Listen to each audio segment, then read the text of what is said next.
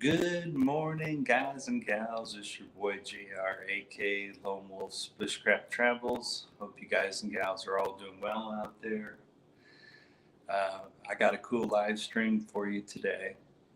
I'm going to talk about the similarities between bushcraft and survival, and I'm also going to talk a little bit about camping and what some of my philosophies are on bushcraft and survival and what are some of my outdoor philosophies.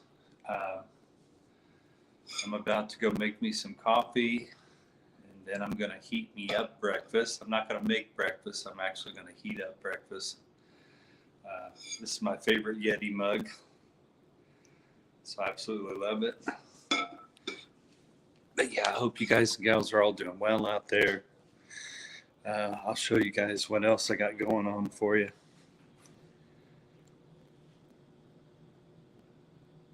Cool. I'm just double checking to make sure we're running. So yeah, let me show you what I got set up for you guys and gals. So the plan is to make coffee and to talk about the similarities between bushcraft and survival. On standby, I got some cinnamon graham crackers. I got me some half tea, half lemonade, light Arnold Palmer drink. And then I got me some bubbly cherry sparkling water.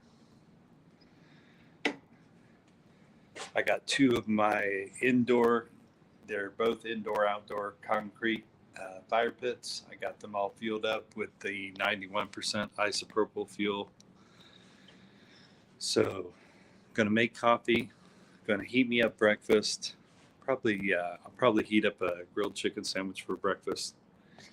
And then towards the end, I'm going to bust out the marshmallows here and make me some s'mores. And then, yeah, keep sharing my outdoor philosophy with you guys and gals. And when I head upstairs, I got to be quiet because the rest of my family's asleep. They're all crashed out. Today's my day off, and yeah, they're all asleep. So I'm gonna be quiet when I head upstairs. But yeah, let's go make some coffee. Yeah, let me go make some coffee. Let's get this cup. Oops, gotta go grab. Last time I didn't have. This time I got my stand. Got my tripod set up, and then I got a little temporary stand right here. So I'm a little more prepared for this live stream than I was the last live stream. So let's go make some coffee.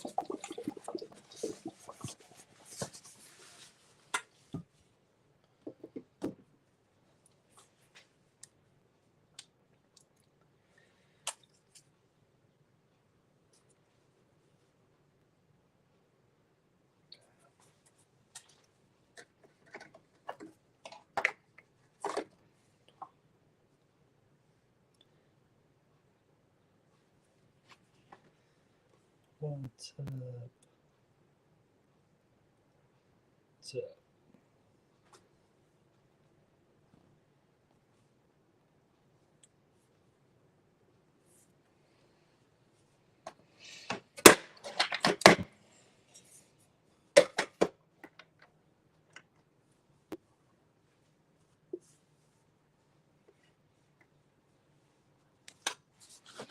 All right, we got that going.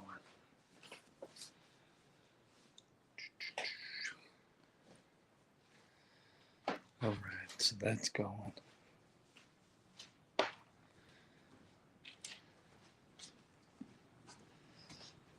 So let's go heat up our breakfast.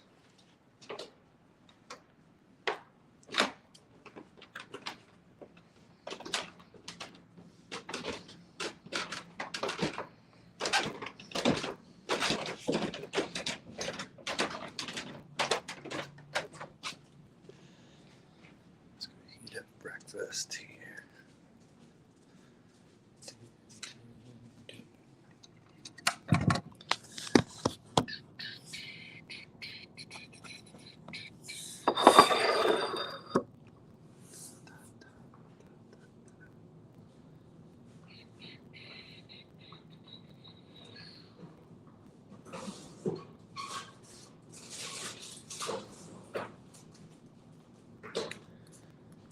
We're also gonna have some fruit here. That's the grilled chicken sandwich I'm gonna heat up here.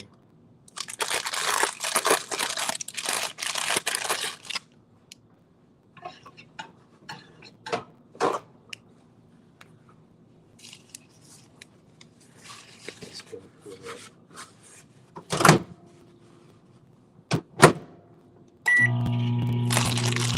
Some fresh fruit.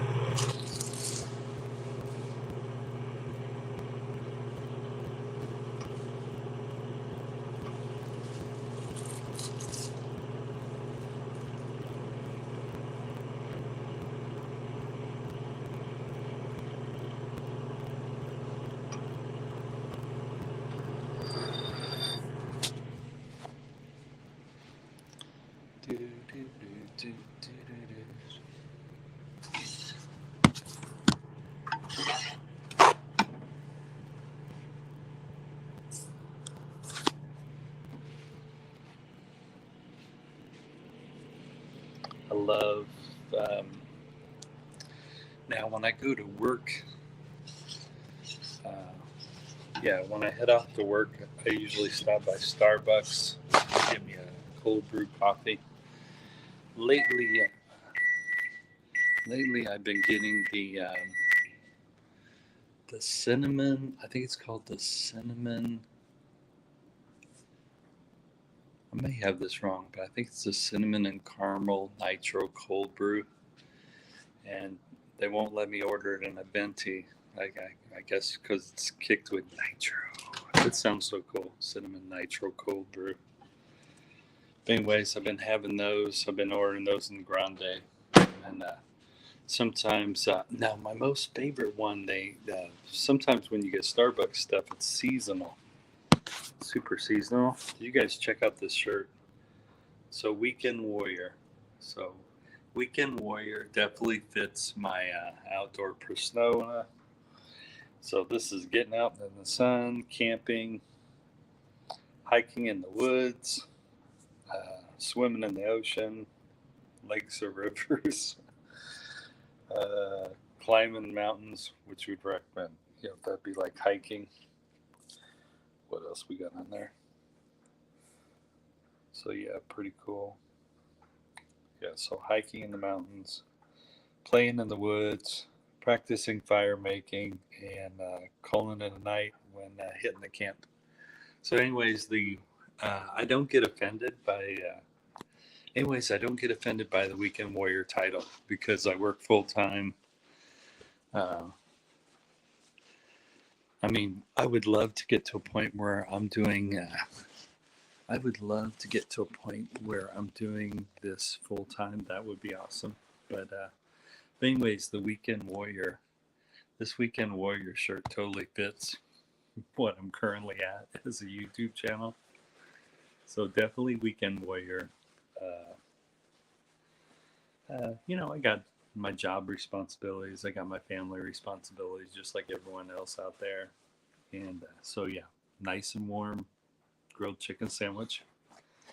I just heard my coffee, so I think my coffee's ready. So let's go check on the coffee. So I got my grilled chicken sandwich. Let's go check on the coffee here. Anyways, this title fits where my channel currently is at, which is Weekend Warrior. This channel does allow me to talk about bushcraft and travel. So, yeah, the focus of this live stream is talking about the similarities between bushcraft and survival. And then I'll talk about my philosophies on camping. And then I'll talk about my philosophies in general when I'm outdoors. So that's what this live stream's about. Let's go get the coffee.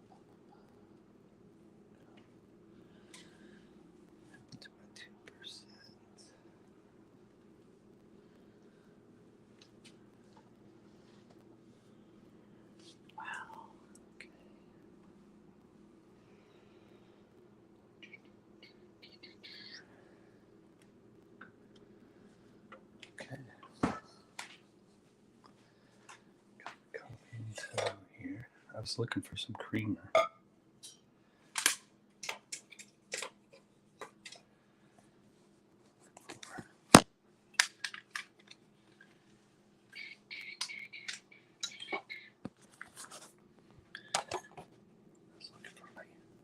Trying to look for me some milk and creamer, so we could check on that.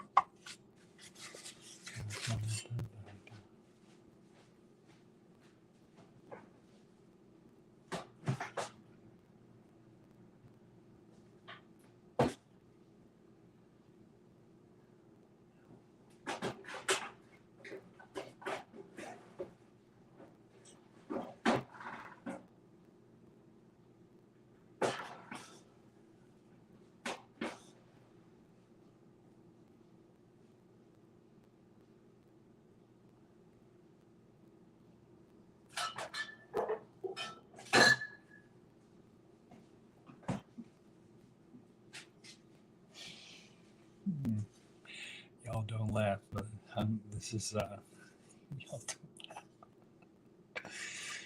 I'm gonna put some of this in my coffee. I'm probably not supposed to, but I'm gonna do it anyways. So that's pretty funny. I can't find my 2%. I can't. Oh, you know what? Before I put this in there, or maybe I'll drink. I think I'll drink this separate. I think I'll put that in my coffee. So I think I'm just gonna have my coffee black. I normally put 2% milk.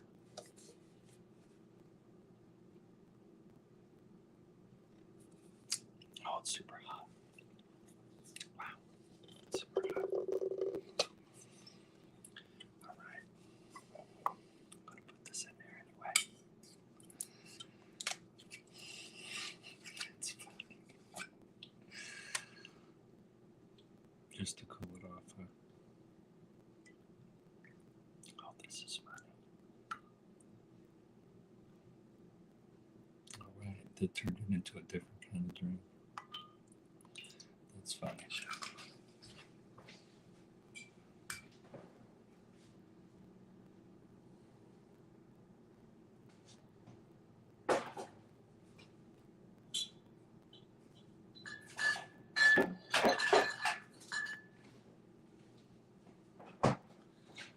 So yeah, that's going to turn into a different kind of drink for sure. It's pretty funny. Too funny. It's too funny.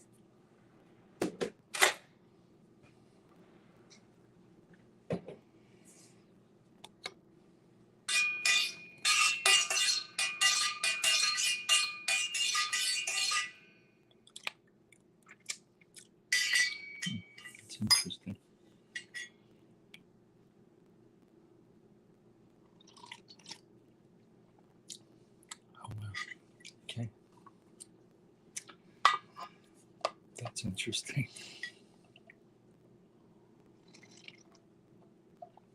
All right, I never added that before, so that's interesting.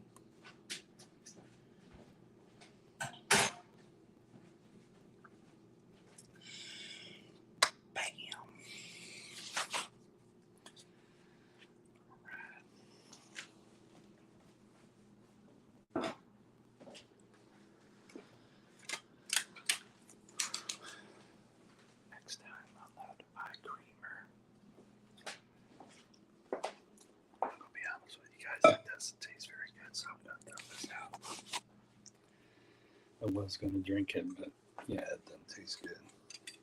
I'll pitch it. So, yeah, that wasn't a good idea. I'll pitch it. I got to keep it real here. I got to keep it real. Got to keep it real. Yeah, it's a terrible idea. Next time I'll remember to buy 2% milk and cinnamon.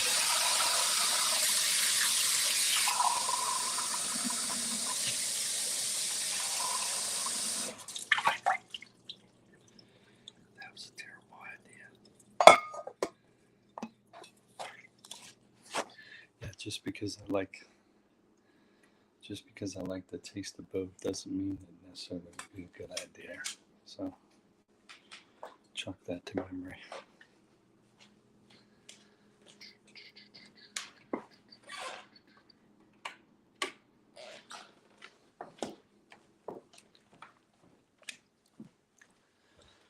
So it looks like it's going to be the half tea, half lemonade.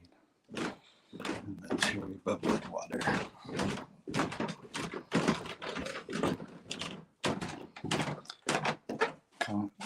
Yeah, that combination you guys saw me trying to mix in there, that was not, oh my God, that was horrible. That was not good at all. I said pass. Yeah. Yeah, I said pass. That's so funny. Too funny. Too funny. Too funny. Too funny. Well, I got plenty of, I got plenty of drinks here on the side. So this time I prepared a little bit. At least I set up my tripod before I started my live stream. At least did that. So I think I'm going to have my Arnold Palmer half tea, half lemonade.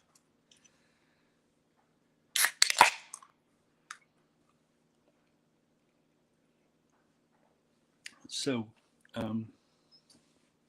when I get on YouTube here, I do watch a variety of bushcraft channels. I watch bushcraft channels. I watch survival channels, and I notice there's a little bit of lap over between survival and bushcraft, or there's a little bit of similarity between bushcraft and survival. Two of the main ones I think offhand is actually there's three things. The very first thing that comes to mind is fire making. Both survival and bushcraft have elements of making a campfire.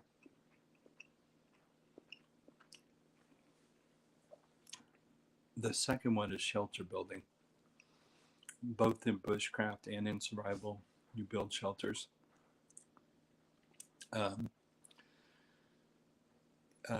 Now, I don't know, depending on what your survival situation is,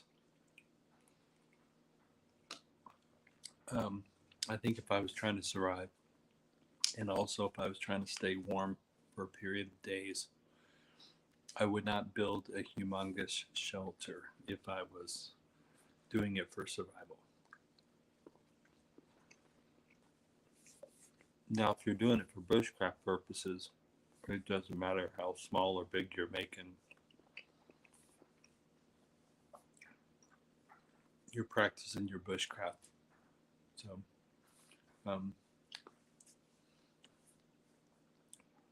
But now, one of the bushcrafters I watched, um, he had a friend of his that had a very large property.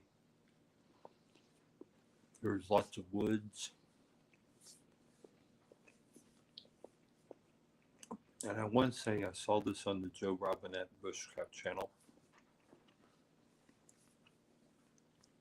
Anyways, this bushcrafter had a friend that had a really large wooded area on his property, and so he was able to build stuff from the woods, his shelter. So, um, yeah, there's all kinds of different way. There's a A-frame shelter you can make, and that can be implied. It can be used in both bushcraft and survival.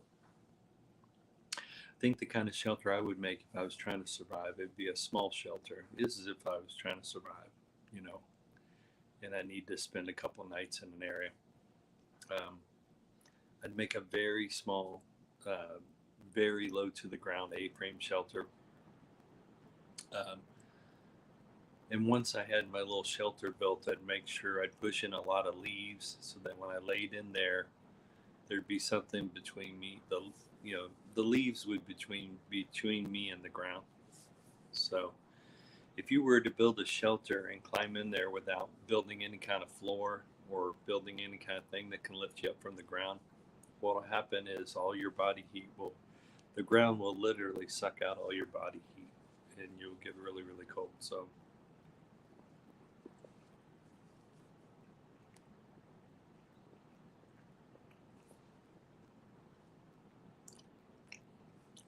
if you go hiking for the day, it's probably not a bad idea to have maybe 2 large black trash cans with you in your pouch there. Or if you're making a day pack to go hiking, carry at least 2 large trash can bags that you can fill up to put inside a shelter. And like I said, you'll lay on top of that. But anyways, if I was trying to survive, I would only make a shelter just big enough for me to crawl in. That's how big of a shelter I would make. I'm a pretty big guy. So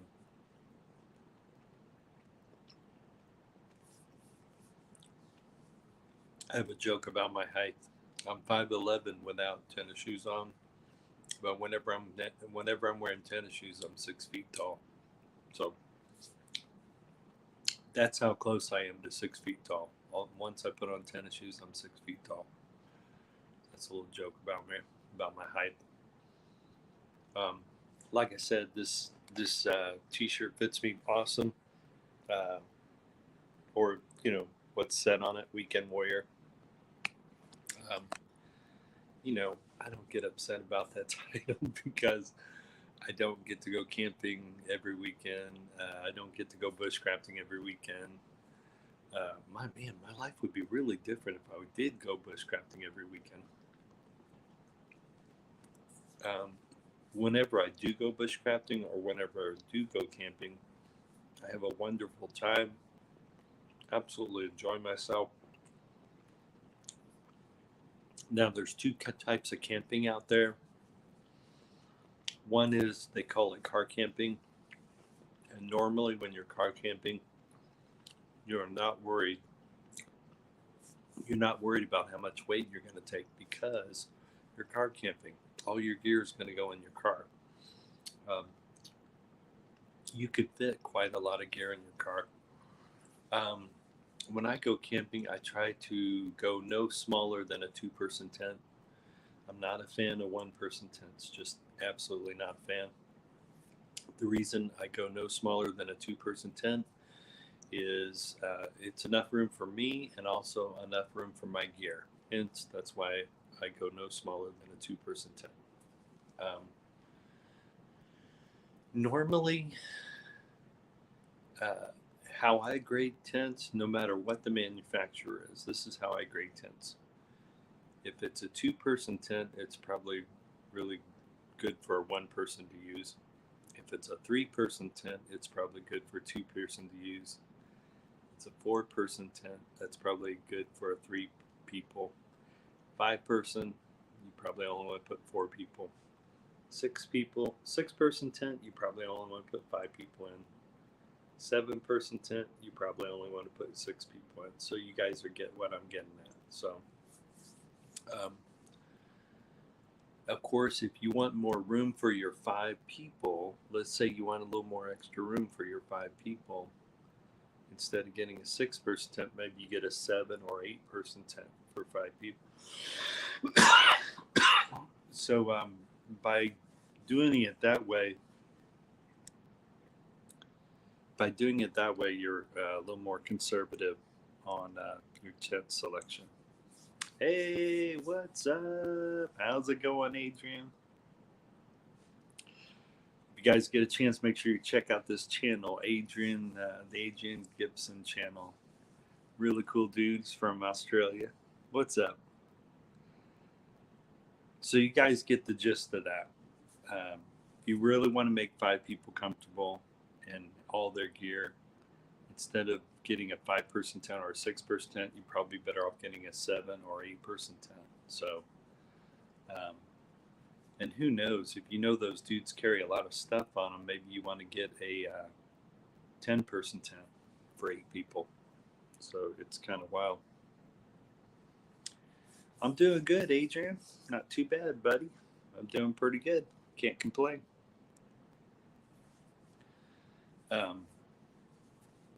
Feel free to come up if you want. Yeah, I think I put it on the clipboard, and I think I put it in the chat. So if you want to come up, feel free to come up, big guy. So yeah, that's you may want to get real conservative on your tent selection as far as camping goes. And like I said, there's 2 types of camping. There's the car camping where you don't have to worry about weight. And then there's the kind of camping where you have 60 or 80 pounds on your back. Some people don't carry that much. Some people carry like 50 or 40 pounds on their back. The more weight you carry on your back, the more comforts you're probably bringing. So there's all kinds of videos on that. Of course, you want to start probably with your heavy stuff and then work your way all the way to the top in your pack. There's tons of YouTube videos on that. That's the kind of camping I've not done. I've not done the second kind of camping where you load up your pack, either 50, 60, or 80 pound pack, and you actually hike. I don't know. You do a really long hike. I mean, you hike really, really far. Now I know some dudes hike. Some dudes stay on the trail. I would probably be one of these people, especially if I was doing this hiking, camping for the first time. I would probably definitely stay on the trail and then hike to a really far campsite. That's probably what I would do. Yeah, that's definitely what I would do. Especially since I'm a weekend warrior. That's why I would stay on the trail. If I was doing the mixture of hiking and camping, I definitely would stay on the trail and hike all the way to my campsite. Now, there's another kind of level between that hiking. So there's the basic level where you hike really far to your campsite with all your gear, but you're staying on the trail. Okay, you hike all the way to the trail, and you know exactly where the campsite is. So the other kind is the more adventurous, where you're hiking a trail, but then you go off trail all the way to this lake area you may know about, and that kind of takes a lot of expertise. You have to really know what the hell you're doing. A lot of dudes that do that have a GPS on them. A lot of dudes that do that hiking and then hike off the trail and go to this remote lake area. A lot of them have skill sets. They know how to read a compass. They know how to read a map. They're really familiar with the terrain. They know a lot about survival. They know a lot about bushcraft. Yeah, so you never want to do that. And they got GPS. They got all. Like, I know this one guy. His channel's called Nut and Fancy Channel. He's a gun and adventure channel. The Nut and Fancy. He calls it the Nut and Fancy Project. He's one of these individuals that does hike off the trail, but once again, he's got a GPS. He's former Air Force. He's a retired Air Force colonel.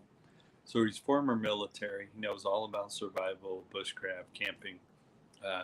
he never tells his audience where he camps at because he doesn't want to go there one day and see a bunch of people there. So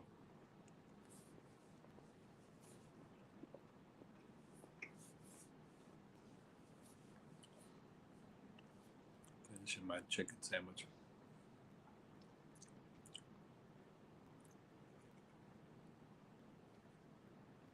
But like I said, you never want to do that kind of hiking and camping unless you really know what you're doing.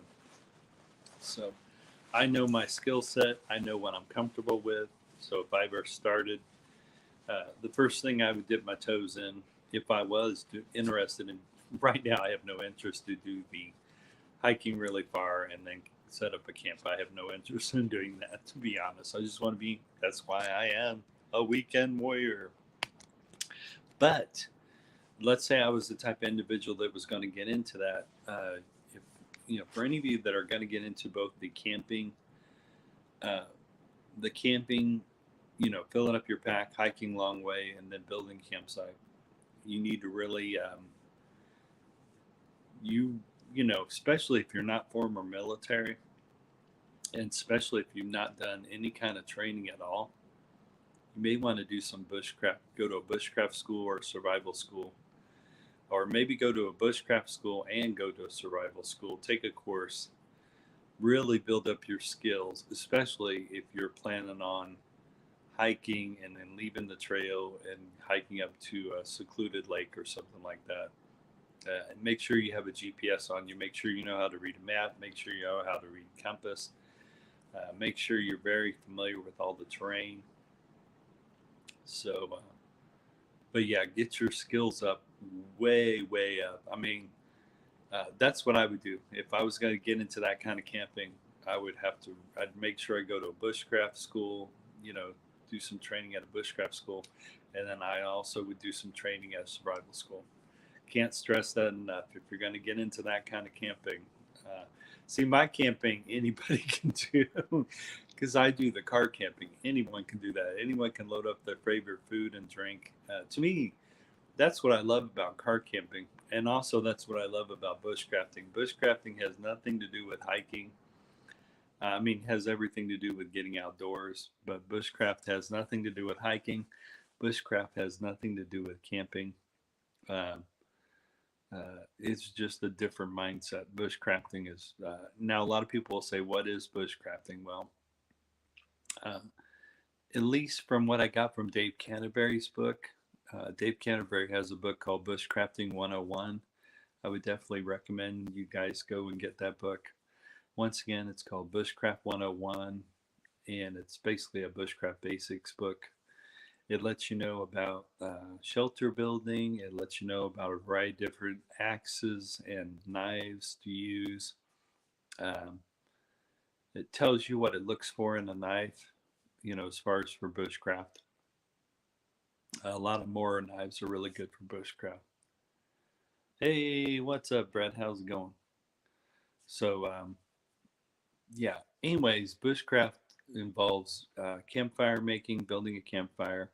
Bushcraft also involves building a shelter. So it's making a campfire, building shelters. A lot of bushcrafting knows about wild edibles. The way I heard the difference between surviving in the woods and doing bushcraft in the woods, bushcraft is you're planning on being in the woods for a very long time. So therefore you would build, not all bushcrafters build a small log home, but anyways, I could see a bushcrafter doing that, building a very small cabin in the woods or something like that. So bushcraft's more about sustainability in the woods, and survival is probably more about just trying to survive that day and try to get back home. So those are the big difference between bushcraft and survival. Bushcraft is probably about getting back to the pioneer days where settlers would go out west and set up a homestead or something like that.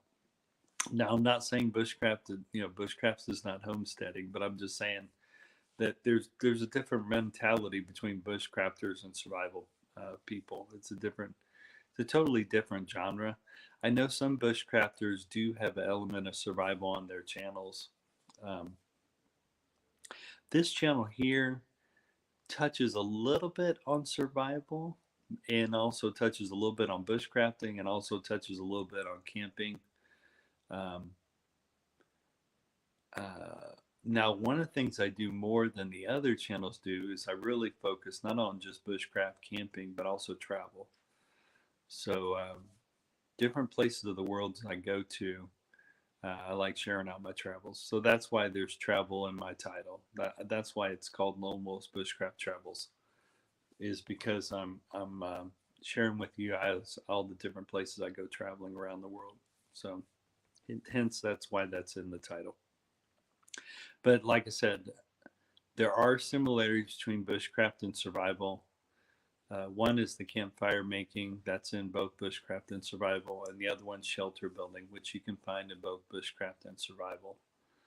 Um, yeah, so, but like I said, survival and bushcraft, I like the way Dave Canterbury termed it best. He termed it the difference between bushcraft and survival is bushcraft is really about thriving in the woods. So you're literally thriving in the woods, and then survival. Not only is surviving in the woods, but survival might have all the various different places you could survive in the woods. You know, like a bushcrafter, since they're heavy into the woods, um, may find it kind of weird being in a desert environment or an island environment. That would be really weird for a bushcrafter because it's a lot about being in the woods. So, I mean, a bushcrafter would understand the principles of survival. Um, I think a bushcrafter would do just fine, but like I said, its main focus is the woods, where survival is probably anywhere. You know, focus. You know, you can survive anywhere. So, um, but like I said, I'm really into car camping. I'm not into I'm not into throwing 40 or 60 or 70 or 80 pounds and hiking on the trail and then leaving the trail and going to a remote lake. That's not my cup of tea. I don't know if that'll ever be my cup of tea because, um, you know, I'm sharing my love of bushcraft on this channel. I don't, I mean, I do watch channels that do that. And like I said, if you guys do that, throw 40, 50, 60 pounds on your back and then go hike and then go off the trail. Before you do that, you got to learn how to read a compass. You got to learn how to read a map. You got to know how to make sure you know how to build a campfire. You got to know how to make sure you build a shelter. Of course, if you got 60, 70 pounds on your pack, you probably got a 10 in there. But yeah, you got to really know what you're doing. I really want to stress that enough, you know. Um, and I've watched channels that do that, and they got all the skills. They got the bushcraft skills, they got the survival skills. Person that I think, or there's two people that come to mind. I think of Cold Cracker Bushcraft. He could probably hike off the trail because he's got all the skills. The Cold Cracker Bushcraft and also Nut and Fancy channel. Those are two guys that have all the skills. The other person that I think has the skills to go off the trail would be Luke from the Outdoor Gear Review. So, you know, I'm sure there's more. Those are the three. And of course, Dave Canterbury. So there's four. Those four gentlemen, Dave Canterbury. Dave Canterbury's former military guy. He also teaches, you know, there's a lot of elements of survival in his bushcraft classes. And so it's, yeah, those guys can go off the trail because they know how to read a compass, they know how to read a map, they know how to build a campfire, they know how to build a shelter. Um, in the case of Dave Canterbury, he even knows how to trap small game. So now I don't do that when I go camping. I'm not out there trapping small game. I brought my favorite food and drink when I go car camping. My focus, whether I go hiking for the day, or whether I go bushcrafting for the day, or whether I go camping for just one day, it's all about bringing my favorite food and drink, and having a good time. You know, sit back, relax, have a good time. Normally, what you'll find at my campsite is I'll usually set me up a hammock. This is when I go camping, so I usually have a hammock. I always carry a hammock set up with me, so that way if I'm at a campsite that lets me hang up a hammock, so that's the first thing I do. I hang up my hammock. I set up my tent. I throw my sleep system inside my tent. Uh, I I fill up my cooler with food, and then I pour ice over the top of it.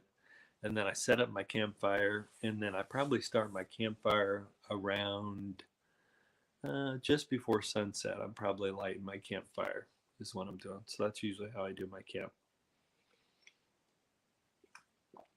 Now, since I don't like major cleanup, I don't cook over the fire.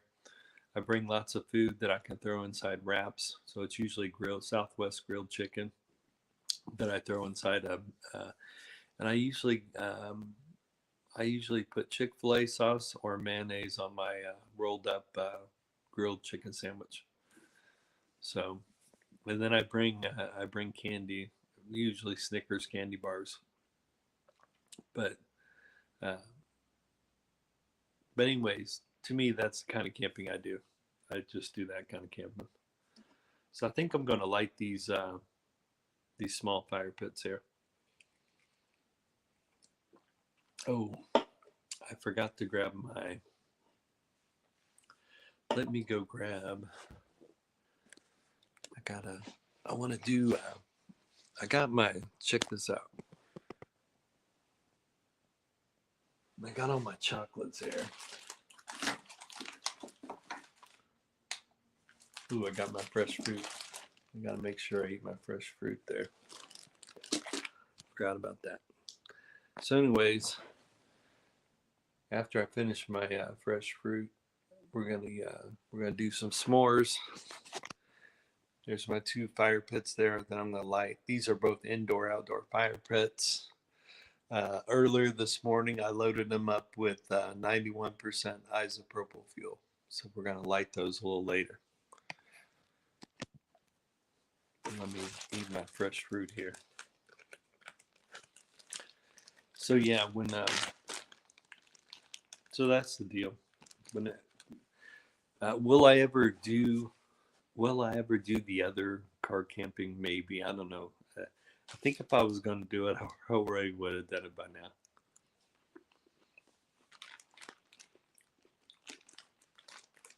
I love it when Cold Cracker Bushcraft was pointing out that Bushcraft has nothing to do with hiking, and he's totally right. It has nothing to do with hiking. The thing I love about Bushcraft, it really got me familiarized. What I love about Bushcraft, it really got me familiarized with all kinds of different knives you can use as tool.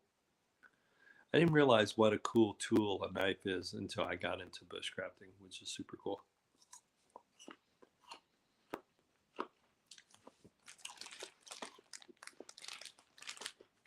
It's really cool.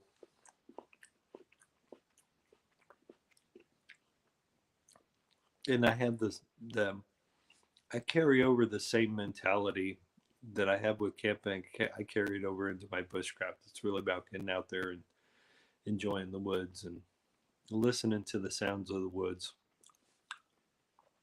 So let's say you're out there bushcrafting for the day and you can hear yourself chopping the wood, cutting the wood. You can hear yourself making curls with your knife. You build these really fine wood chip curls because you know you're getting ready to start a campfire. You may pull out some cat's tail. That's that green plant that grows in the water in a lot of small ponds. There's these really tall things. They nicked them cattails, but they're kind of brown at the top. Almost looks like a hot dog or something. Anyways, the substance of a cattail is almost like the substance of a cotton ball. To me, a cattail is like nature's cotton ball. But anyways, you can use that for tinder to help you start a campfire, so that's pretty cool. But anyways, you're out there bushcrafting for the day. You're soaking up the sun a little bit. You're walking in the shade of the trees. And depending on the temperature of that day, I mean,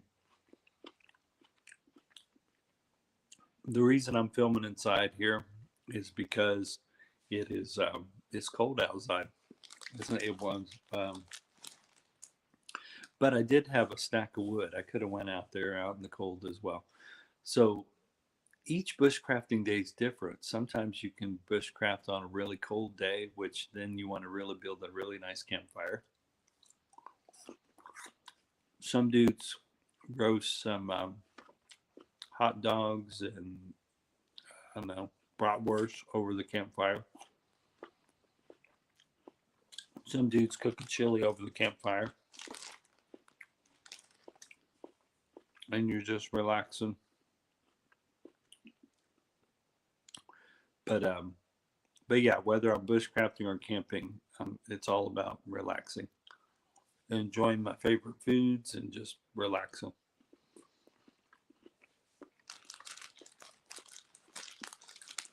Now, Cold Cracker Bushcraft, he says his favorite time of year to get out there is in the fall. Kind of maybe fall, early winter is his favorite time to do bushcraft. I like to do bushcrafting. I mean, oh man, one time I got out, man, and I did this on a live stream. I got out there when it was really, really cold. I mean, I was really layered up. I had a t-shirt on, sweatshirt, maybe an outer layer, and then maybe another big coat. I was really layered up. So I've gone out there during live streams where it was really cold. I was laughing so hard. You guys can probably rewatch it. It's on my live stream playlist. I think I'm wearing a Texas shirt, and I'm shuffling around on my cowboy boots on the ice, and I'm starting my campfire. It was in my backyard. That was funny.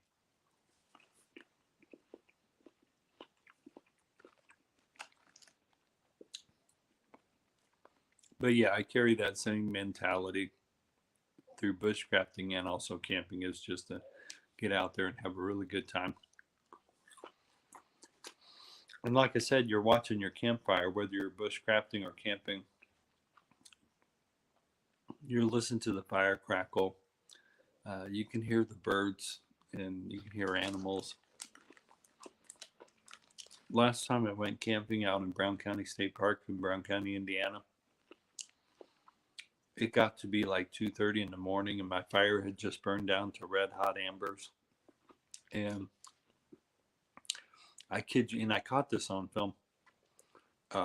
You could hear a deer call out to another deer, and it was pitch black. And I'm looking at my fire when it's filled with hot red embers, and I could hear a deer call out to another deer. And I said and because I was recording at the time, I said, "Well, there's the price. That was worth the price of admission because I think it cost me." I think it cost me $7. It's $7 a car, and then I think I paid maybe $30 to camp that night in Brown County State Park. So it was definitely worth the price of admission and also the price I paid to camp there, which was $30, and that was in Brown County State Park. That was a really awesome, and I had never experienced that before. That was really cool. The other thing that surprised me, I got woke up about 6 in the morning by tons and tons of birds because my tent was under a tree. I felt like thousands and thousands of birds woke me up at 6 in the morning, and I was really planning on sleeping in. And unfortunately, I'm one of these individuals. Once I get up, I'm up. It's really hard to go back to sleep. Sometimes I can. And I did. I laid my head back down, tried to fall back asleep, and the birds just kept singing in the morning. So after laying there for a good 10 minutes, I probably got back up. So I did. So that surprised me. And I think it was the reason I was surprised by it. I hadn't gone camping in a really long time. So I was a little surprised about getting woke up by the birds at 6 in the morning. But anyways, if you go to my playlist, one of my camping playlists, you guys can see that. You could see I'm not too happy being woken up at 6 in the morning when I was planning on sleeping in. It was funny.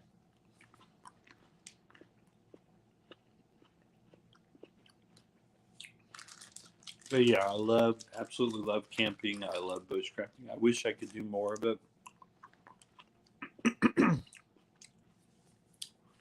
But I have a family and job responsibilities, so that's why I can't do more of that. But absolutely love it. Any of you guys that are thinking, any of you guys and gals that are thinking about getting into bushcraft and camping, there's plenty of channels on here. Plenty of you. I mean, I do a few tent reviews on my channel. But if you go to the Nut and Fancy channel, he's got some really cool tent reviews on his channel as well.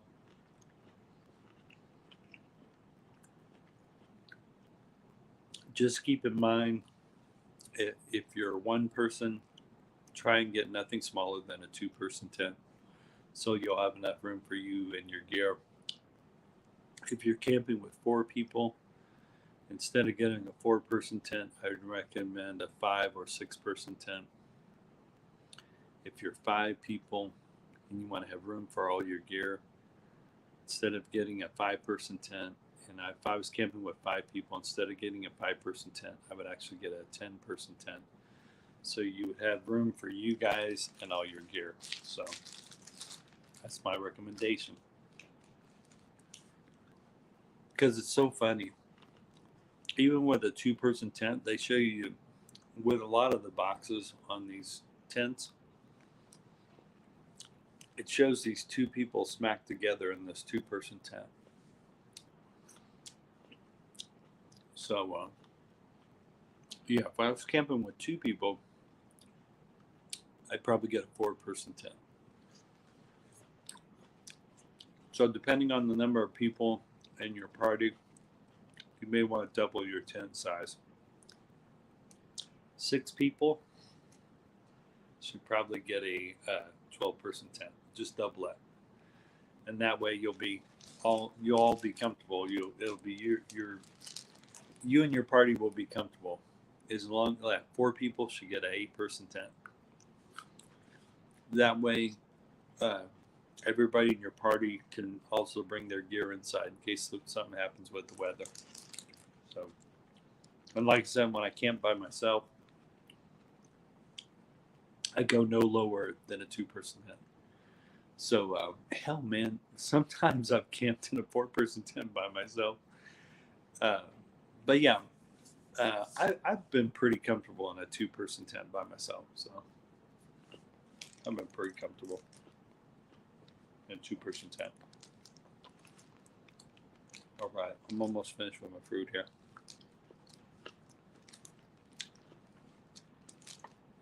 I'm going to go get my bamboo skewer. It's a really long skewer.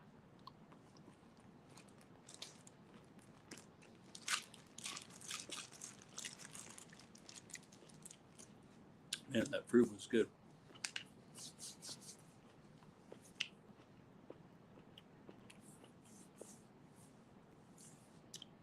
So yeah, after I grab my bamboo skewer, I'm going to go light my small little fire pits here.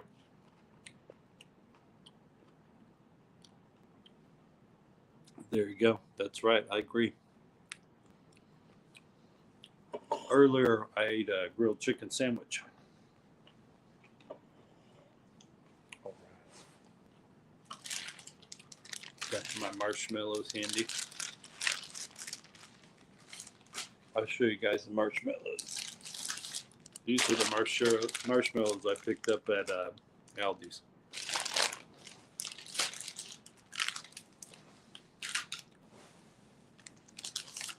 And this is the chocolate I'm using.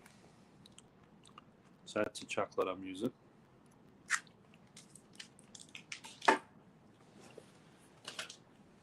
And these are the graham crackers. Some people get regular graham crackers. I like the cinnamon graham crackers.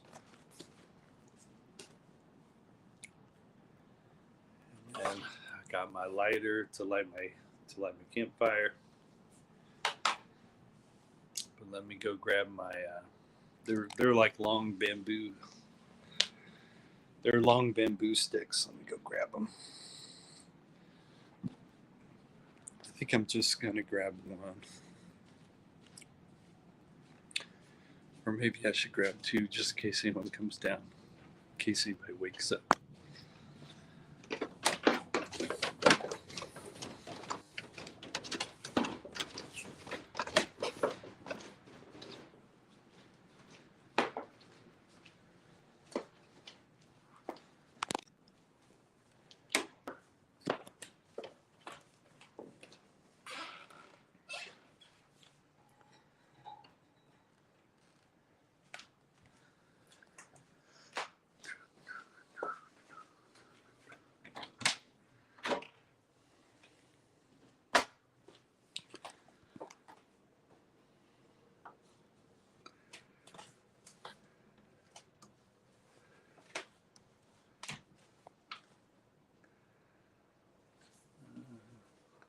Yes.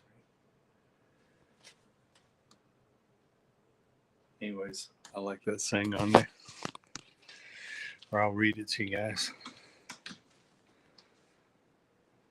Chocolate doesn't ask silly questions. Chocolate just understands.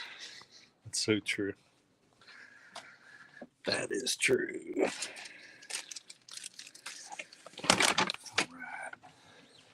Got two of these long bamboo sticks here.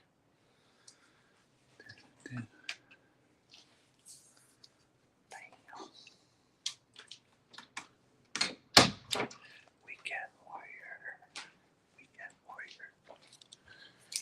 It's me.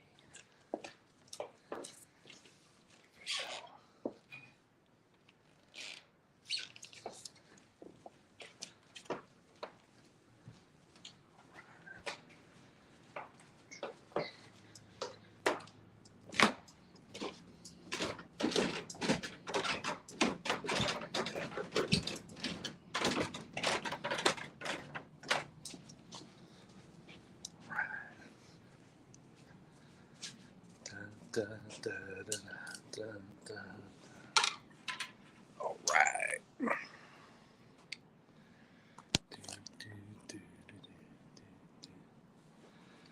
All right.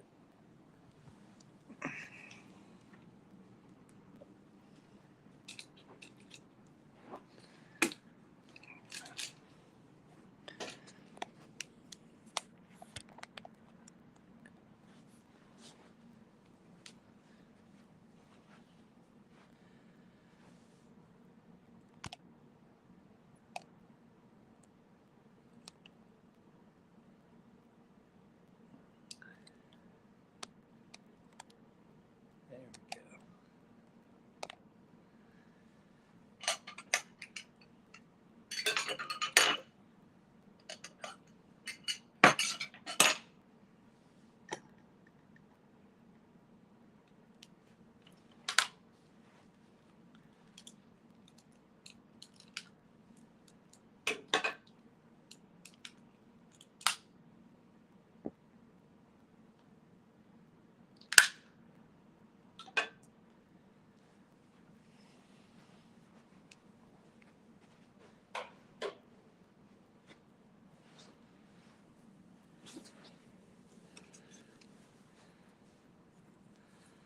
Cool.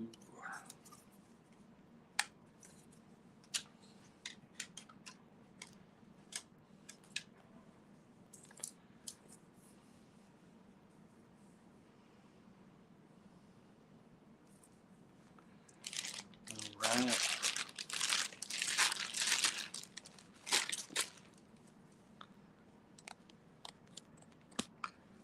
Cool.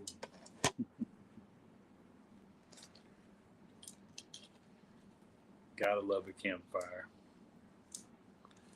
I absolutely love it. Absolutely love it.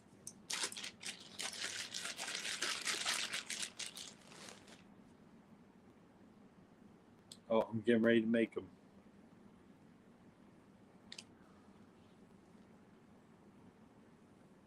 Are you eating with a toothpick? No, this is way bigger than a toothpick. Look at that. Look how long these are. These are bamboo sticks here. That's funny. Are you eating with a toothpick? That's pretty funny. Yeah. Well, the reason I brought two is sometimes my daughter or either my wife may come down and ask for it. So I brought me a second out.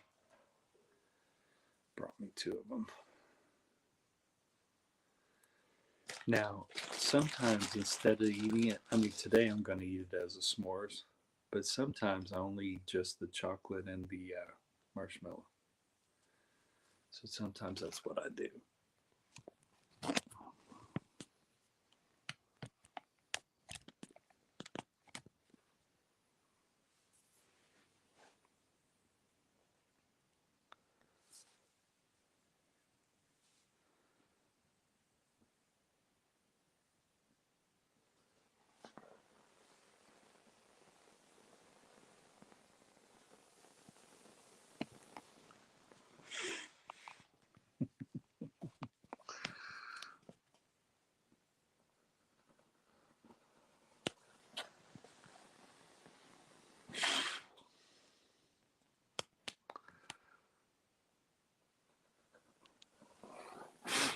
Wow. Gotta wait for that to cool off a little bit.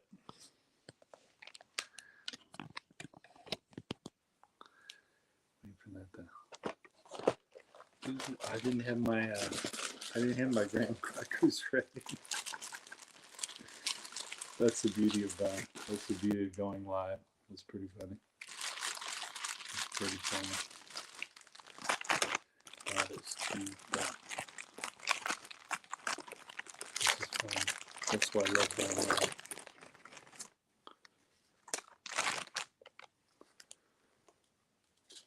Oh yeah. Oops. Pull this off the stick. Ooh, that's messy.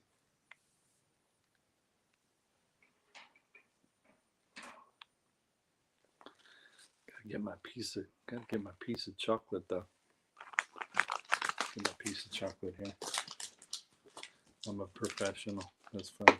Hence my title, Weekend Warrior.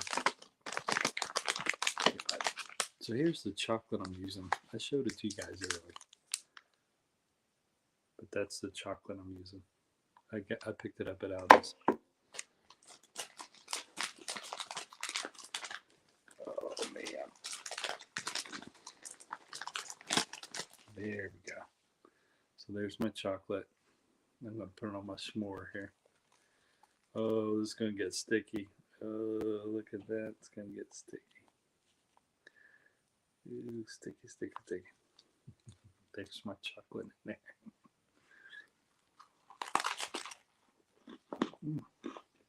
there. That's pretty good. That's actually really good.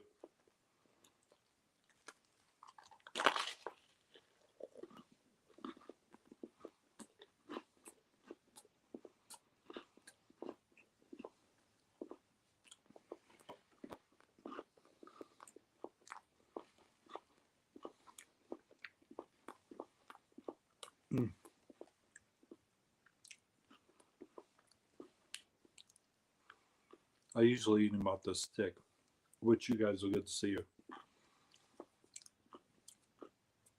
When I'm eating off the stick, I don't get my hands all sticky.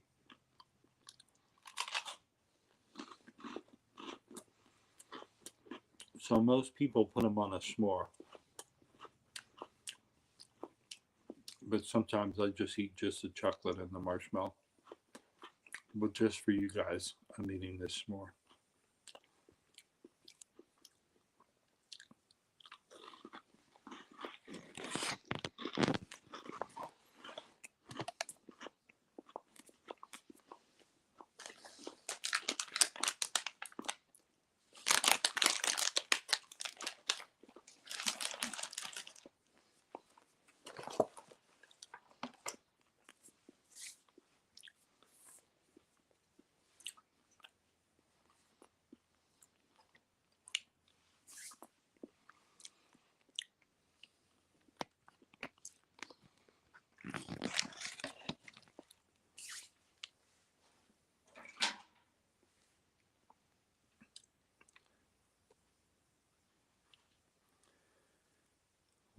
Marshmallow weight. Rotate the stick. Yeah, I hear you, brother. But I really love, yeah, I do it that way because then you just brown it. But sometimes I like to set it on fire. Mm. Good. Yeah, your technique's called just browning it. Sometimes I like to burn mine a little bit.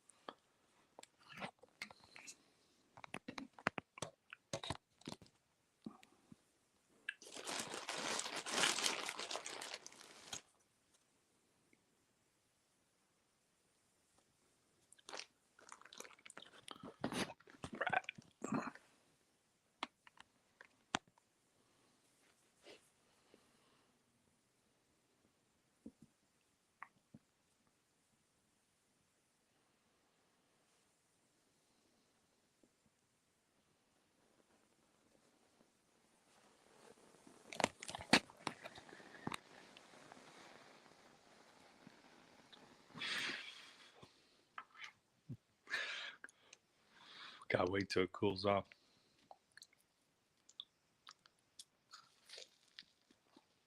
Mm. Mm. Oh my god, it tastes so good. Mm. Mm-mm-mm. It tastes so good.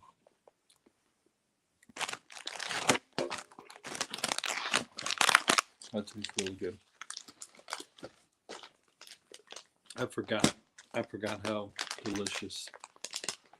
I forgot how delicious these taste. Mm.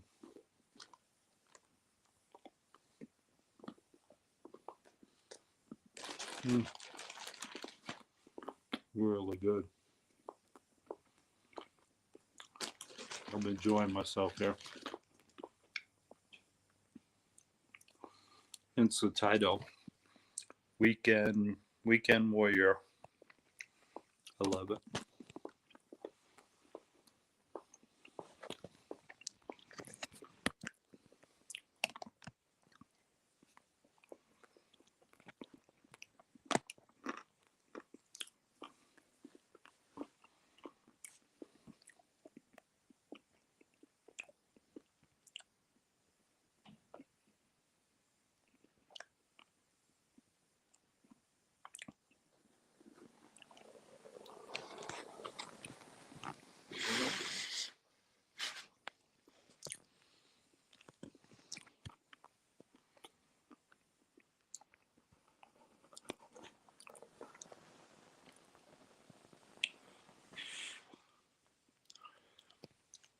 I think that one's got plenty of. Look at that marshmallow goodness.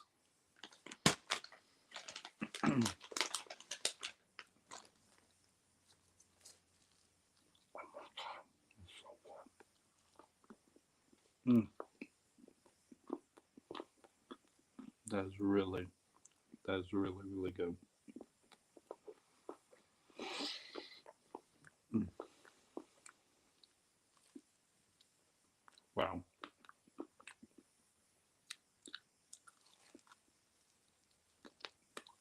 Oh my god.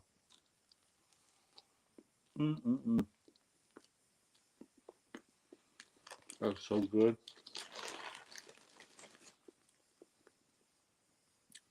It tastes so good. It seems wrong. Oh no! About a marshmallows. But that's right. I got another bag right there. Let's go grab my other bag. Bam! Here's the marshmallows I'm using. Jet puff marshmallows.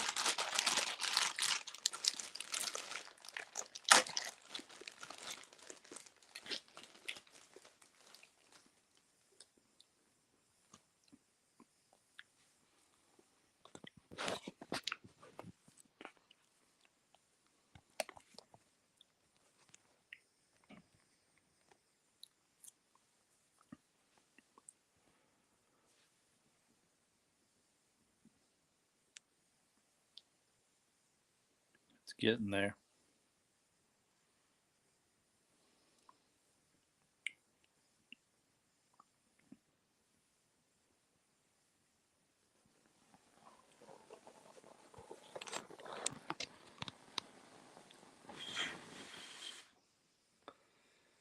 Cool.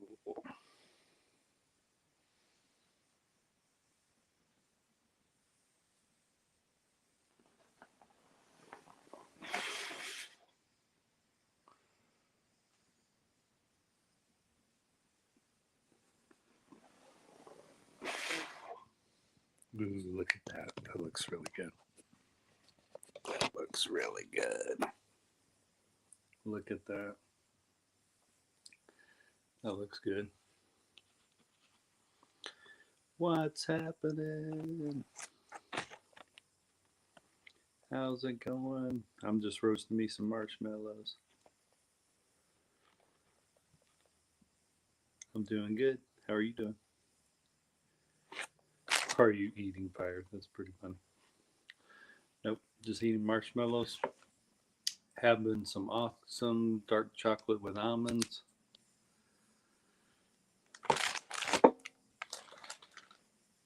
There's my dark chocolate there. Picked up the dark chocolate at Aldi's. Oh my god. There's nothing like a nice hot warm marshmallow. Oh my god.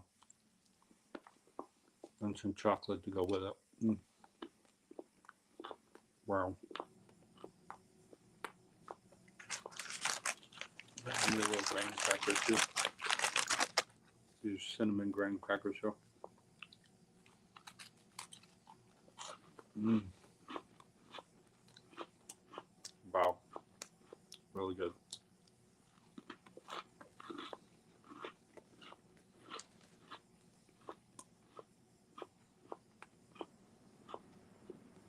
Mm-mm-mm.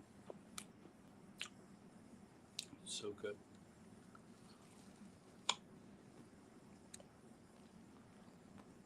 Mm. Wow. Mm-mm-mm. Mm.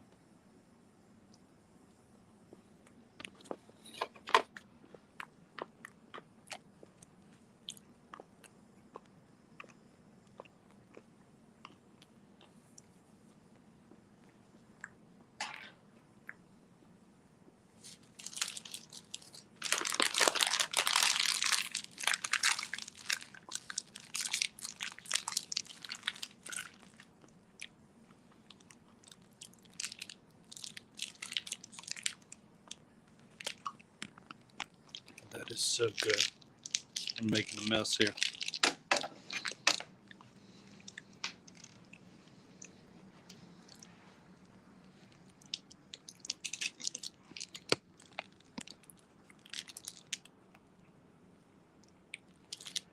There we go.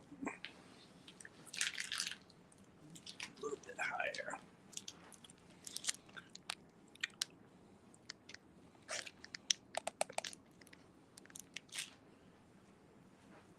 Oh, there we go. Wow. That was really, really good.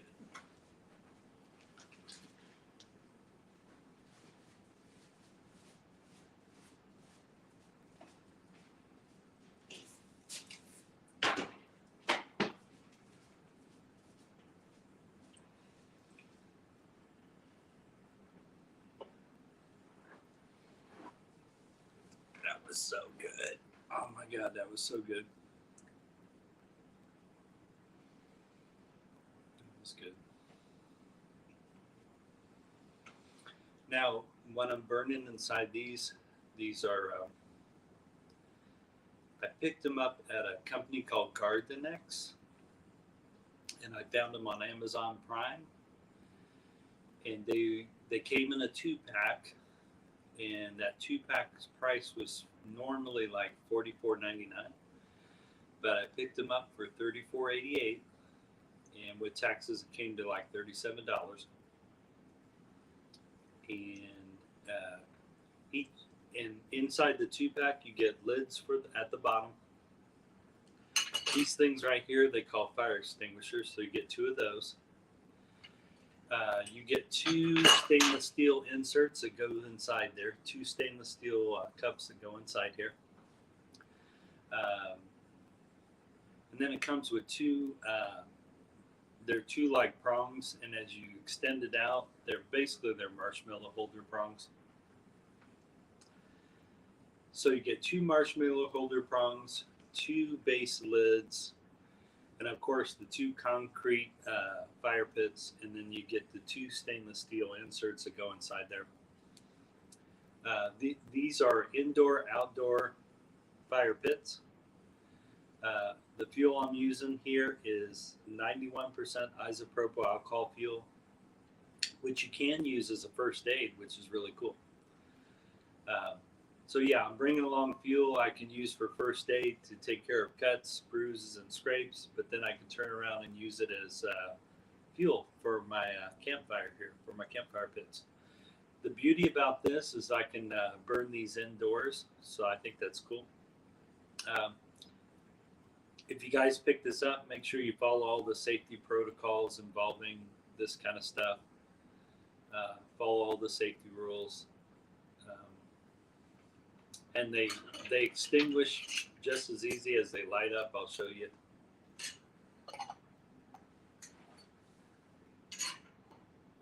So they go out about that fast, and I'll show you how fast they light up.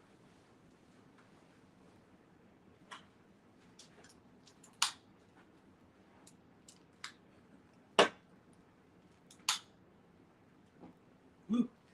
That lit real fast. Sucker.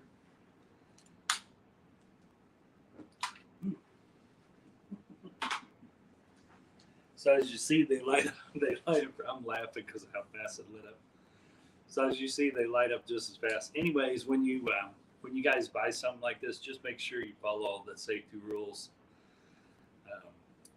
But the main reason I picked these up, I do lots of campfires outside, but I didn't have something I could use inside. And that's what I love about these guys. You can use them both indoors and outdoors. Like today, the weather was kind of wet and cold and just not very hospitable to do something outdoors. So I was able to use these to give me an outdoor, and they give off quite a lot of heat. That kind of surprised me. So anyways, I thought the price was affordable, $34.88, and I get 2 of them. I mean, sometimes you pay that for just one, but in this case, I got a 2-pack, so that's pretty cool. But yeah, anytime you buy any products like this, make sure you follow all the safety guidelines. I can't stress that enough. But anyways, what I really love about these is, let's say there's a night I really want to do some s'mores, or I just want to roast some marshmallows really quick. I can do it over this open flame. I mean, I like to light candles, but I actually like this way better. I'm a big light candle guy, but this element's just awesome. It's a really cool way to just bring another element into your. It's a way to bring the outdoors indoors, which is really cool. But yeah, it's really cool. And I thought it'd be a fun way to. And I love bringing these on my live stream, so that's fun. And I just picked these up just not that long ago, so I'm looking at possibly grabbing some others. There's one, I think it's about this long, and it's kind of it's shaped. The inside of it's shaped like a box, but it's about. I guess it's about that long. You can get them in various different sizes. And if I'm not mistaken, I think a stainless steel goes inside that one as well. The only ones I'm not interested in buying are the ones that there's no stainless steel that goes in between them. So I can't really speak to how those work. I just feel more comfortable having a stainless steel inside inside a thing that's holding it. So, but like I said, I can't speak to those ones that don't offer a stainless steel inside. I just feel more comfortable burning something in a stainless steel. So that's why these were so attractive, because I knew there was a stainless steel insert that goes inside them. So I will say this: it's still cool at the bottom, but as you move your fingers up, it gets warmer and warmer. So, but man, just a really cool element, a way to. And like I said, if there's an evening where I want to, maybe I don't want to go outside because it's getting nasty, but yeah, I want to bring in an element of feel of a campfire. These are pretty cool. So, like I said, I'm looking at buying. I may possibly get the one that's kind of shaped like a really long box. But I love this element. It's really cool. And then I love the fact that I burn isopropyl alcohol in it. So that's pretty cool. I'm not familiar with the other kind of fuel you can use in these. But like I said, the reason it seemed like a lot of these other channels were also burning either 70% or 91% isopropyl alcohol. I went with the 91% because a lot of them said they were getting a bigger flame with the 91% isopropyl alcohol. So, and I love the fact that I can use it as a first aid thing, so that's pretty cool. That's pretty awesome. But super cool.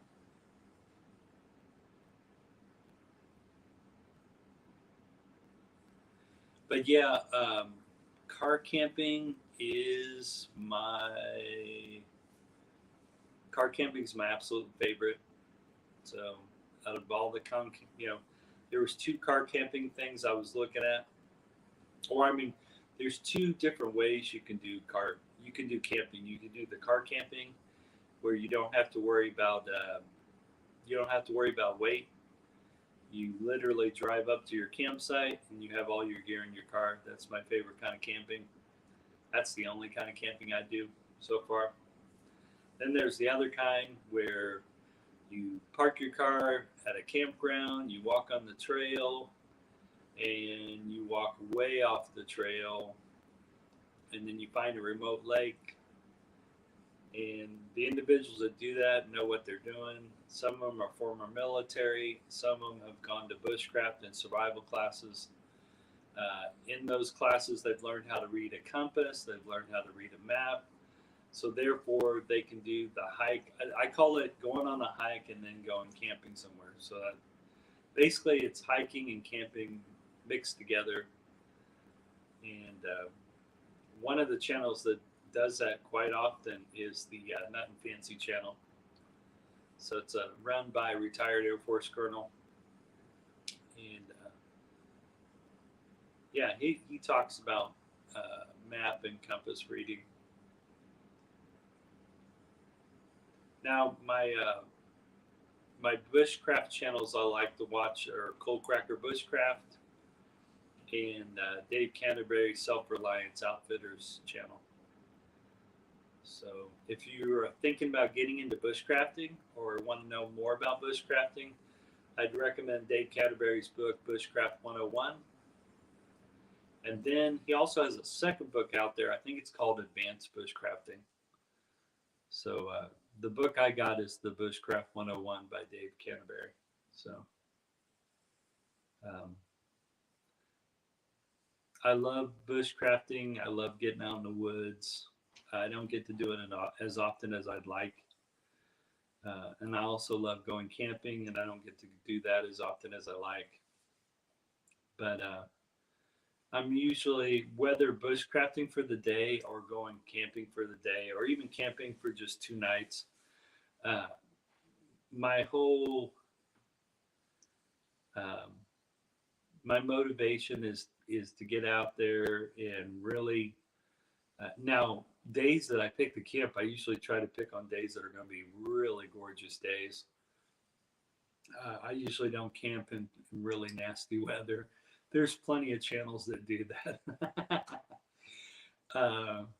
No, I usually try to pick the best day. If I know it's going to be 2 solid days of nothing but really nice weather, that way, late in the evening, I mean, I can hear sounds from the woods all day long and then also into the evening. And um, yeah, so when I go camp for 2 days, I'm definitely following the weather in that area. And I usually try to pick the 2 days where it's going to be nothing but gorgeous weather. And yeah, that's usually normally what you'll find on my channel. I'm usually picking perfect days to go camping. Now, there's some other channels that, Corporal's Corner. He picks the most rainiest days sometimes to go camping. He said if it ain't raining, they're not training. So he's a former Marine, Corporal's Corner. That's a pretty cool YouTube channel. Corporal's Corner will go out there in the rain and he builds all kinds of shelters. He does all kinds of bushcrafting. And then the other one is the Outdoor Gear Review run by Luke. And Luke is awesome. And just as his name implies, the Outdoor Gear Review, he reviews a lot of different products. He reviews, Luke from Outdoor Gear Review reviews tents. He reviews tents, knives, axes, hatchets, all kinds of different alcohol stoves. I'm pretty sure Luke would like these because they burn isopropyl alcohol. But yeah, Luke from the Outdoor Gear Review, he does a lot of camping reviews. He goes camping a lot. So sometimes when he does a tent review, he may be camping that tent for like over a year or something, and then he'll do a review on it. So if you really want a thorough tent review on a specific tent, I would encourage you to go check out the Outdoor Gear Review channel because, yeah, you're not getting a review from a guy who maybe bought a tent for one day and maybe took it out one day. If you go to the Outdoor Gear Review, the guy's more than likely has been in the tent for over a year. He also reviews packs. I think he has a video where he shows you how to even pack how to pack your tent and all your gear inside your big pack. He does the Outdoor Gear Review does tent reviews, knife reviews, different hatchets, all kinds of different small cooking stoves. You'll see him do some bushcrafting, but you'll see him do a lot of camping. He camps out in a lot of tents, and he doesn't just do it for one night. He usually, the Outdoor Gear Review channel usually camps out for like 3 or 4 nights, or sometimes a week. If I'm trying to get information on a specific tent, I usually go to the Outdoor Gear Review channel first and check out the reviews he's got for the channel. But yeah, just a really, really cool channel, the Outdoor Gear Review is. My other favorite adventure channel to go check out is the Nut and Fancy Project, or the Nut and Fancy channel. And that channel's ran by a retired Air Force colonel, the Nut and Fancy channel is. And then one of my favorite I have 2 bushcraft channels that I watch pretty often, the Joe Robinette Bushcraft channel and also the Cold Cracker Bushcraft channel. Those are my 2 favorite bushcraft channels I like to watch. So I believe the guy that runs the Cold Cracker Bushcraft channel, he has a school. He runs a survival school. So I think they teach bushcraft and survival at the Cold Cracker Bushcraft. So, but yeah, absolutely love. Those are 2 of the bushcraft channels I think of the most that I watch. The Joe Robinette Bushcraft channel and the Cold Cracker Bushcraft channel. So now my channel, yeah, my channel lately has been showing a lot of traveling on my channel. So I got to do a few live streams from Lima, Peru, South America. Um, Before I went to South America last December, in the middle part of the year, I went back to Sayulita, Mexico, and so here's the places I've been at in Mexico. I usually, when I go to Mexico in the middle part of the year, I usually go to the southern part of Mexico. The first place, when I first went to Mexico, my first trip to Mexico was in Cancun, Mexico. So I've been to Cancun, Mexico. I've been to Playa de Carmen, Mexico. I've been to Sayulita, Mexico, and I've been to Puerto Vallarta, Mexico. So, uh, so far, I've had nothing but good experiences while traveling in the southern part of Mexico, and I enjoyed Cancun. I really enjoyed Playa de Carmen. Actually, Playa de Carmen was the last time I was in Mexico. So actually, I made a mistake there. Actually, it was Playa de Carmen, Mexico, is where I was at last time, and really loved it. Uh, you can see all my Mexico trips on my playlist. I have a Mexico playlist. I also been to Cape Town, South Africa, and that's on one of the playlists as well. So make sure you check out my playlist for Cape Town, South Africa. Make sure you check out my Peru playlist, my travels that I've done in Peru. And then don't forget to check out my Mexico playlist. It'll show you all the different places I've been to when I went to Mexico. So I really love bringing you guys travel vlogs. Also, I bring you guys food vlogs. So on this channel, you'll see food vlogs. Uh, so most recently, I've done food vlogs for the channel here. I've done travel vlogs for the channel here. Uh, this is one of the products. There's a video. I'm not talking on the video, but I put music on the video, and I'm showing off these guys right here. So yeah, and it came in a 2-pack, and I believe they call them they call it the Legendary Blaze Concrete Fire Pit, indoor outdoor fire pit. So, and I picked them up on Amazon Prime, and the 2-pack on Amazon Prime was like $34.88 for the 2-pack, which was cool. So far I'm pretty happy with them. I enjoy them. They're super cool. And like I said, it doesn't matter what the weather's outside. If I really want to bang, and I can't believe how much heat, the heat that comes off them is pretty hot. But yeah, I really enjoy them. And like I said, when it comes to these kind of products, the ones that I'm more attracted to are the ones that's like inside each one of these is a stainless steel metal cup inside each one of these. And but I like the fact that these are cement around them, so that's pretty cool. But the products that I'm most interested in buying are the ones that do. Even if I end up buying the one that's long like this, I want to make sure there's a metal stainless steel that goes inside it. So yeah, I like if I'm gonna have a burning element of some kind, I want to make sure there's some stainless steel involved there. So. But there are a few products they do sell without the stainless steel insert.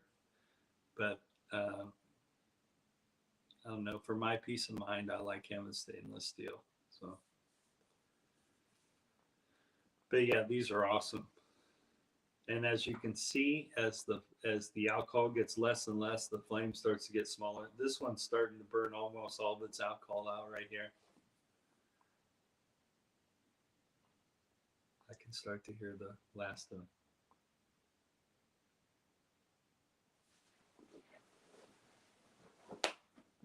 Oh, it's still going.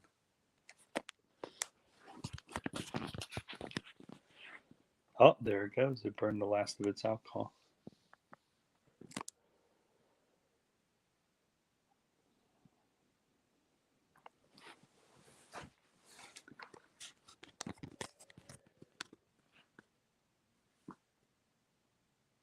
as you see the flames getting.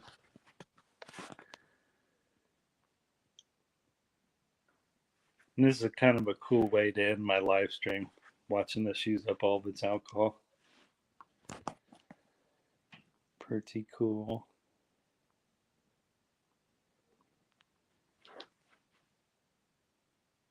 There it goes.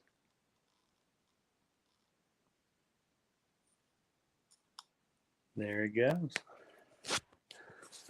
Pretty cool. Pretty cool. There's my Weekend Warrior shirt. You guys got to see it burn all the alcohol out there. Once again, I used 91% isopropyl alcohol, which you can use as a first aid to take care of your scrapes and cuts. But I love that I can also use it as fuel to burn in my indoor-outdoor concrete fire pits here. So that's pretty cool. And like I said, it's a really cool, I really like it. It's just a really cool element to, in case you want to bring something indoors. So really cool. Absolutely love it. Anyways, hope you guys and gals are all doing well out there. Thanks for tuning in. I appreciate you guys. You guys and gals rock. And yeah, I'll either see you in the next live stream or I'll see you in the next YouTube video. Don't forget, if you enjoyed the content of this channel here, if you like the content, or for those of you who end up rewatching this live stream, if you also are coming across this for the first time and you do like the content here, please don't forget to like, comment, and subscribe. And also hit that notification bell so that each time I make a new video or each time I go live, you'll get a notification. So hope you guys and gals all have a good day out there, and I'll talk to you later. Peace. Cheers. Later, Gators. Talk to you guys later. Take care, everyone. Talk to you later. Have a good day. Later, Gators. Peace. Take care, everybody.